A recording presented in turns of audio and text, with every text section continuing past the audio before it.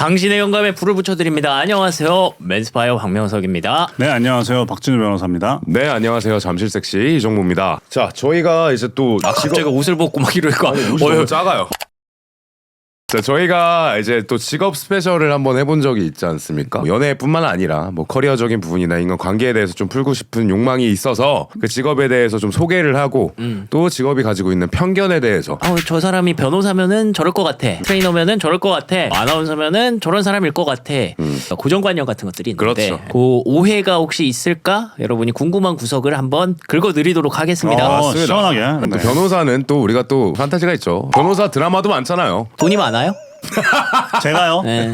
재판이라는 것도 결국에는 네. 돈이지 않습니까? 네. 수입료가 얼마냐에 따라서 변호사들이 임하는 그런 것도 좀 달라질 거고 뭐 상대방과의 어떤 돈 싸움도 분명히 있다라고 생각을 하는데 그러면은 이게 돈을 많이 쓸수록 재판을 이기는 확률이 높아집니까? 어느 정도 그럴 가능성이 있다라고 생각합니다. 변호사는 결국 시간 단위로 돈을 받고 일을 하잖아요. 근데 어떤 사건들은 시간이 되게 많이 드는 사건들이 있어요. 100시간짜리 사건이다라고 하면은 100시간의 돈을 낼 수 있는 사람은 그만큼의 서비스를 받을 수 있는 건데 그만큼의 돈이 없으면 이 사건을 끝까지 다 이어가지 못할 가능성이 있는 거예요. 100시간이 걸린다고 했는데 사건을 하다 보면 뭐 150시간 넘어갈 수도 200시간. 있잖아요. 그렇죠, 그렇죠. 근데 저희는 100시간까지 걸리면 얼마고 그 이상 걸리는 건 시간당 얼마를 받습니다. 이렇게 얘기를 하거든요. 특히 이게 미국에서는 더 심해요. 우리나라는 아무리 좋은 회사라고 하더라도 뭐 5, 60 진짜 나이 드신 분들도 뭐 100? 뭐 이 정도를 받는 게 맥시멈이다. 시간당이라고 치면은 미국은 뭐 한 몇백씩도 나와요. 그래가지고 미국은 소송을 잘 안 해요, 오히려. 그래요. 좀 미국이 소송의 나라인 줄 알았는데. 소송을 많이 거는데 네. 걸어놓고 그 전에 합의로 다 끝내요. 비용이 너무 많이 드니까. 너무 많이 드니까. 중요한 회사들은 정말 좋은 로펌들을 쓸 거 아니에요. 그럼 그 사람들은 시간당 차지가 몇천 불씩 되는 변호사들을 쓴단 말이에요. 그럼 막 몇백만 원이에요, 시간당. 그치. 그거 어렵지. 나쁘지 않다. 사회적 비용을 줄일 수 있겠네. 그럴 수도 그러네. 있어요. 네. 우리 어쨌든 상황이 발생했을 때 변호사를 써야 되잖아요. 네. 수임을 맡겨야 되는데 네. 당신 같은 네. 아주 어린 변호사가 있어요. 드라마나 이런 거 네. 보면 엄청 어르신들 오셔가지고 갑자기 판사 집합시킨 다음에 야 임마 너 왜 그러냐 뭐 이런 경우도 있잖아. 무슨 뭘 보신 거예요? 너 임마 어디서 왔어? 그런 분들한테 맡기는 게 더 유리하지 않을까라는 생각을 한단 말이에요. 그러니까 판사나 검사 출신 변호사가 더 유리하지 않냐? 인맥도 좀 있을 것 같고 어쨌든 다 이거 사람이 하는 일인데 그렇죠. 요즘은 진짜 아닌 것 같아요. 옛날부터 변호사를 하셨던 분들 얘기를 들어보면 뭐 그래도 뭐 다 형 동생 하고 네, 막 이거 뭐 요즘 판사를 하시는 분들 혹은 요즘 검사를 하시는 분들은 되게 그런 거에 민감하고 회피 기피라고 해서 변호사가 예를 들어서 나랑 뭐 친척이야 이런 거면 판사나 검사가 직접 피하든가. 그래서 실제로 뭐 예를 들어서 뭐 나랑 같은 로스쿨에 같은 기수에 나랑 친했던 애야. 근데 걔가 내가 들어가 있는 재판정에 당사자의 그 변호사로 들어왔어. 그러면 일부러 내가 피한다던가 뭐 그런 건 있을 수 있죠. 뭐 검사분들한테 면담을 갈 수가 있거든요. 변호사들이 검사를 했던 사람이 변호사가 돼가지고 자, 네, 검사 면담을 가고 싶습니다라고 하면은 이제 검사 면담을 가면 뭐 이 사건 이런 거고 잘 좀 부탁드립니다. 그러면 검사도 네, 알겠습니다. 열심히 보겠습니다. 딱 거기까지. 근데 그거는 이제 변호사 출신 변호사도 그냥 할 수 있는 거거든요. 그냥 가서 인사 한번 하고 사실 결과에 큰 영향은 없는. 다만 일회인 입장에서 우리 변호사님이 검사를 만나고 왔다. 이런 마음의 위안은 얻을 수 있겠죠. 그러겠네. 그러나 이제 결과에 영향을 주기는 좀 매우 어려운 시대가 됐다. 그러니까 이 사법 판결이라는 게 네. 로직이나 공식이 있는 게 아니라 이렇게 1 더하기 1은 2 뭐 이렇게 해서 답이 나오는 게 아니라 네. 판단에 의해서 나오는 거라고 생각을 하기 때문에 그치. 나는 그거 이런 오해들이 생길 수밖에 없는 것 같은데 어떻게 보면은 이게 답이 좀 정해져 있을까? 그거는 이제 능력에 따른 거죠. 근데 이제 변호사가 이만큼을 주장을 했으면 판사는 이만큼을 보고 판단을 하는 거예요. 거기에 나오지도 않은 걸 내가 끄집어다가 한다거나 무리한 판단을 하게 되면 그리고 심지어 우리나라는 3심제이지 않습니까? 그러다 보니 1심에서 내가 판사랑 친해. 그래가지고 그런 일은 없지만 실제로 뭐 어떻게 해가지고 유리한 판단을 받았어. 그럼 항소심 가서 깨질 수밖에 없는 거죠. 그러네. 그리고 심지어 진짜로 요즘은 어떤 연관관계 때문에 어떤 재판의 결과가 달라지고 이런 거는 저는 개인적으로 들어본 적은 없다. 물론 그런 건 있을 수 있죠. 뭐 검사나 판사 출신 분들이 더 이 법을 잘 알고 그럴 수 더 있죠. 사건을 많이 해봤으니 경력이 있으니까. 이 사건에 대해서 전문성이 있을 수 있다. 그거는 오케이. 그러나 내가 친하니까 내가 누구 아니까 애시대는 이제는 아닌 것 같다. 정모 가볼까요? 과거에는 진짜 PT가 옛날에 저는 막 10만 원 이렇게 하는 PT들도 있었어요. 본 적이 있었거든요. 네, 맞아요. 그래서 PT가 진짜 비싼 이유가 도대체 뭔지. 거품 아니냐? 거품 아니냐. 옛날 그러니까 한 2010 뭐 9년, 20년 이때 한참 바디 프로필 붐 이러고 이럴 맞아, 때 맞아. 이때는 실제로 거품이 맞았습니다. 실제로 그때는 진짜 거품이었어요. 그냥 운동 막 3개 더, 2개 더 그리고 숫자 세고 그냥 그 머신 돌아다니면서 그냥 조져놓는 그런 PT가 진짜 성행을 했을 때는 솔직히 말해서 그때는 진짜 거품이 맞았습니다. 그때 당시에 평균 서울 평균 단가가 한 4, 5만 원 정도 선이었던 것 같고 지금이 이제 한 6만 원 정도 선이 좀 평균 가격인 것 같아요. 한 30회 기준으로. 그래서 그 옛날에 그 거품으로 장사를 한 것에 당한 사람들이 인식이 안 좋아져서 헬스업계를 PT는 다 싫어하는 헬스업계를 싫어하고 트레이너들을 싫어하는 거예요. 그런 사람들 때문에 거품이다라는 인식이 여전히 꺼지지 않고 있는 것 같아요. 퍼스널 트레이닝이라는 건 결국은 이 사람한테 테일러드된 서비스를 제공을 해야 되는 거거든요. 이 사람이 어떤 동작을 했을 때 어디가 안 나오면 여기에 맞는 수업을 해야 되는데 사람 몸도 정말 기전이 여러 가지고 근육도 진짜 이 보상작용 패턴이 너무 다양해서 케이스 스터디를 해야 되는 거고. 그렇죠. 이 사람한테 정말 맞춤 트레이닝 서비스를 제공하기 위해서는 수업을 많이 할 수 없다. 그래서 가격이 높아야 된다. 그래서 높은 PT 가격들은 거품이라고만은 볼 수 없다. 일단 무료로 한번 들어보거나 뭐 그런 것도 가끔 제공해 주시지 않나요? 1회만 체험형을 해보신다든지 네. 그리고 나서 합리적이다 네. 라고 하면은 사실 그건 거품이 아닌 거잖아. 이게 결국은 선불이잖아요. 트레이너들이 나중에 변하니까 문제지. 그러니까 해보고 만약에 트레이너가 제대로 안 한다. 선생님 교체 요구하세요. 아니면 이렇게 해주세요라고 얘기를 하든가. 그럼 트레이너들이 아차 싶어 할 겁니다. 저는 PT에 썼던 돈이 단 한 번도 아까웠던 적이 없고. 네. 제대로 된 선생님들 만나보신 분들은 보통 저렇게 다 말씀하세요. 근데 또 다들 그 얘기를 하더라고. 그건 너가 선생님을 잘 만난 거다. 머리를 자르는 것도 네.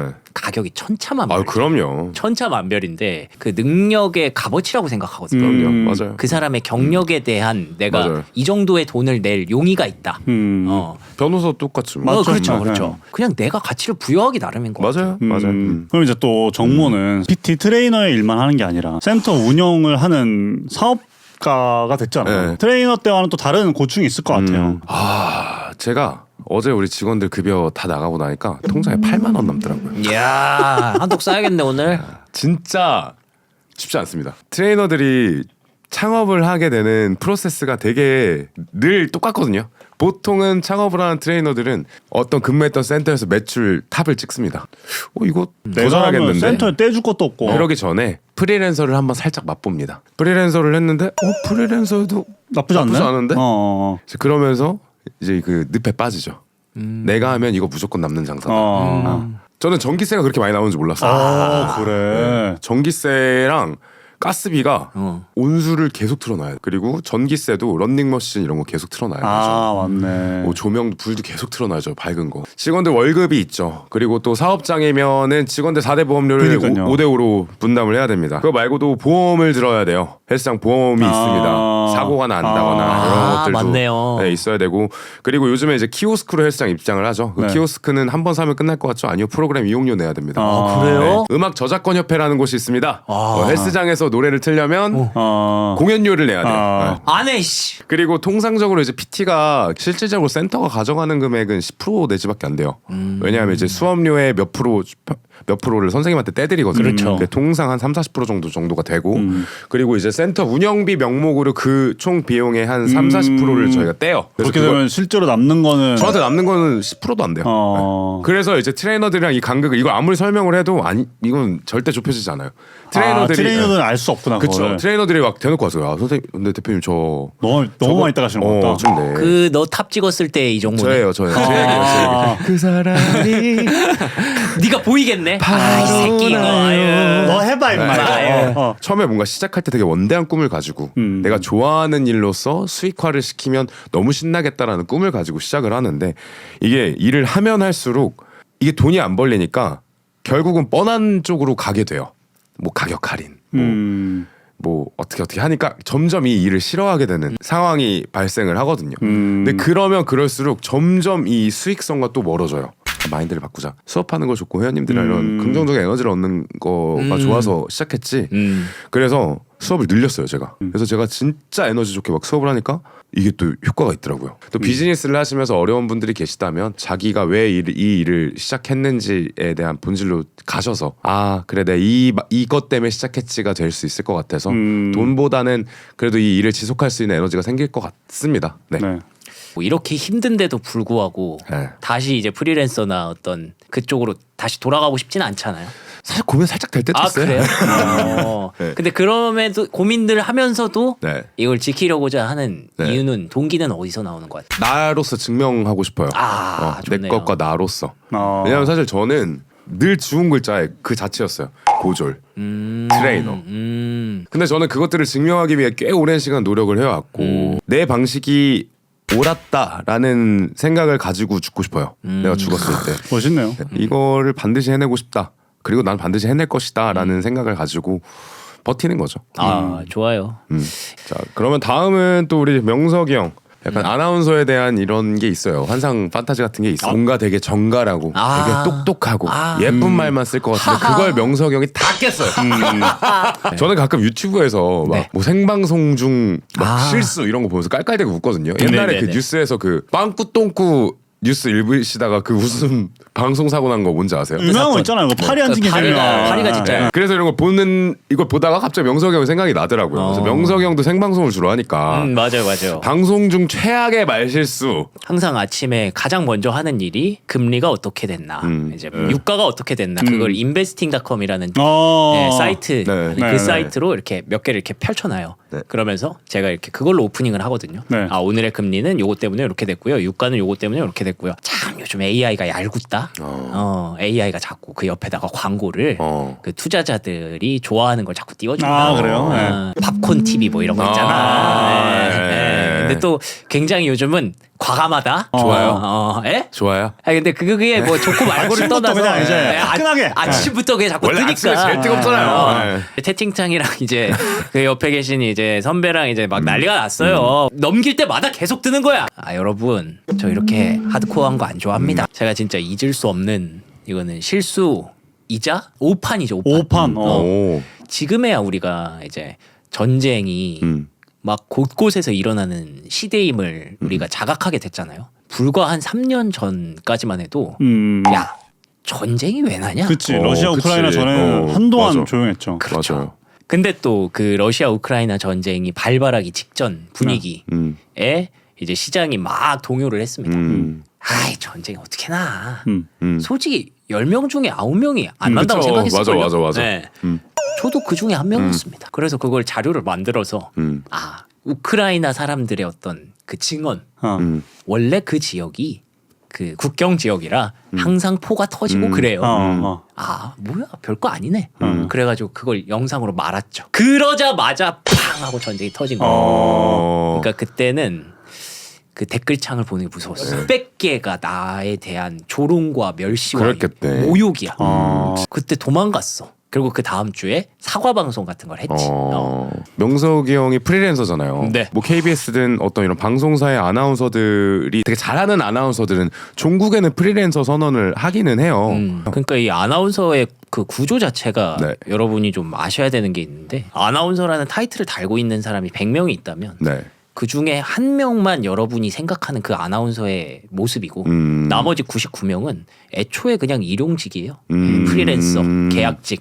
그 중에 하나가 정거고 그게 오히려 일반적인 표준이고. 겁니다. 네. 그 1%의 기준에서 말씀을 드리자면 나오는 게 무조건 나아요. 지상파 타이틀을 달고 있을 거 아닙니까? 그렇죠. 그 타이틀을 달고 있으면 네. 어딜 가나 개런티를 높게 쳐줍니다. 나 같은 사람이 행사 나가서 뭐 예를 들어 30만 원, 50만 원 받는다 치면 그런 분들은 단위가 달라지는 거죠. 근데 막상 지금 프리랜서 하는 사람 없을걸요? 맞아요. 그때 시절이에요. 끼케야 뭐 김대호, 장성균 맞아요. 그분들도 다 배성재 그 라인, 그 나이대 라인이에요. 우리 나이 또래 거의 없어요. 어지간하면 없고 왜냐하면 이제는 콘텐츠 시장이 아예 바뀌었기 때문에 지금은 그 1%가 되는 것에 대한 매력도가 많이 떨어진 거죠. 과거에 비하면. 그렇기 때문에 공급 자체도 많이 줄었대요. 요즘 얘기를 들어보면 저 때만 해도 이제 나도 진짜 오상진 같은 사람이 돼야지. 나도 김성주 같은 사람이 돼야지. 배성재 같은 사람이 돼야지. 이런 꿈을 꿀 수 있었던 세대였거든요. 근데 요즘 세대는 내가 유튜버가 돼야지. 라든지 맞아. 내 거 얘기하고 싶어하지. 틱토커가 돼야지.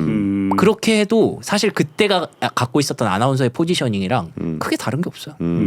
자, 오늘도 여러분 이렇게 좀 연애를 넘어서서 또 저희가 가지고 있는 이런 전문성 또 커리어에 대해서 저희가 얘기를 나눠보는 시간을 가졌습니다. 뭐 이런 류들의 질문도 좋고 또 여러분들이 겪고 있는 이슈들에 대해서도 좋으니 많은 관심과 또 사연 보내주시면 감사하겠고요. 여러분 오늘도 뜨겁게 삽시다.